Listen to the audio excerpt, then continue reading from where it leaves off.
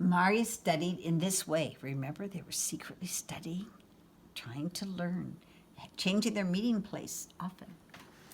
She studied this way for several months. Then one day a letter came from Paris. "It's from Branya," cried Maria. "She's finished medical school. She wants me to come and stay with her and her new husband, Kashmir.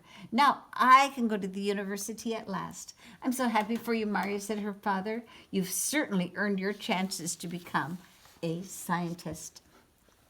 "Aren't you glad you kept on with your studies?" said Fiz. "Now you can do what you've always wanted." Indeed, Maria was glad. "It's all been worthwhile," she whispered to Fiz. "I know it will be hard work, but I don't care," said Maria. She ran upstairs to pack. "Hard work is fun when you're learning things, and if I become a great scientist and discover something important, it could help people." "Stop daydreaming and hurry," warned Fiz. "You'll miss your train if you don't pay attention." Maria hurried and finished her packing, and her father went with her to the railroad station. Suddenly, Maria felt terribly lonely. "Oh, Father, I'm going to miss you," she said. "And I'll miss you, dear Maria," he said. "But you must go now.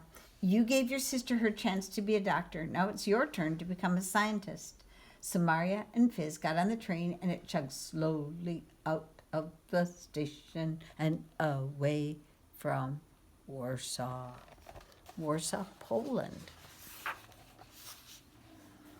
By the time she reached Paris, Maria wasn't sad anymore. She was happy and excited. Branya and Kashmir were waiting at the train station to meet her. They laughed when they saw her, how eager she was.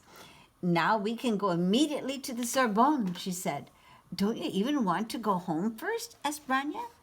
Maria didn't. The Sorbonne was one of the best universities in the world, and it was one of the few that accepted women in the science department in those days. Maria couldn't wait to see it, and when she registered for her classes, she decided she would not use the name Maria any longer. "Now that I'm in Paris, I shall use the French name for Maria, which is Marie," she said, and from that day on, she was called Marie.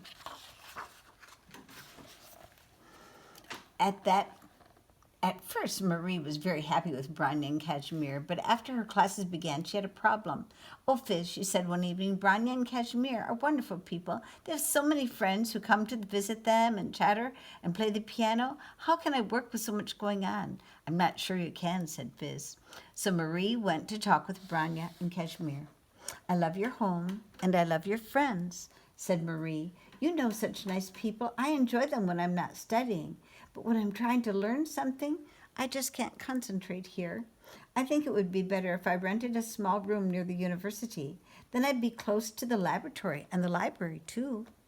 "We understand, Marie," said Branya. "We love having you stay with us, but you do need a quieter place." "I think this move is for the best," said Fiz when Marie found a little attic room near the university. But as time went by, Fiz wasn't so sure. Marie wanted to save coal and oil, so she studied each evening at the library. Then when the library closed at 10 o'clock, she came back to the chilly room, and she often studied on into the night. At last, when her hands were too cold to hold a pen and her eyes could no longer stay open, she would go to bed. "Marie, you must get more rest," warned Fiz, "and you aren't eating enough. You'll be sick if you don't watch out." Marie laughed, and she told Fiz she was too busy to worry about sleep and food. "There's so much to learn," she said.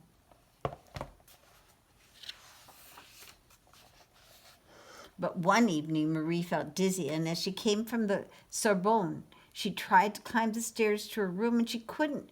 She fell to the floor in a faint. "Good night," cried Fiz. "I was afraid of this." Fiz was terribly glad when one of Marie's classmates came along just then and found her. Marie's friend sent for Kashmir, who was very upset when he found Marie so pale and shaky. "Marie, you look dreadful," he cried. "You haven't been taking care of yourself. What have you been eating?"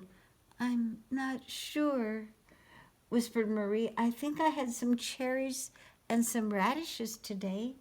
"And I suppose you've been staying up very late at night studying?" questioned Kashmir. Marie nodded sheepishly. "Put on your coat," ordered Kashmir. "You're coming home with me." I hope you've learned your lesson, Marie, said Fizz. When Marie was safely in Branya's home, eating a good meal, Marie laughed. I had almost forgotten how good food was. She said, You're right, Fizz. It was silly of me to make myself sick. It won't do me any good to learn things if I don't have my health. Make sure you remember that, said Fizz. Marie soon recovered, and she did remember how dreadful it felt to be ill. She took better care of herself, and she tried not to be impatient. There's so much to learn if I'm to be a scientist, she told Fizz.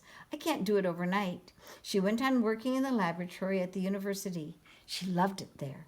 She loved the silence when people were intent on what they were doing. She loved the wonderful instruments and the gleaming test tubes and beakers.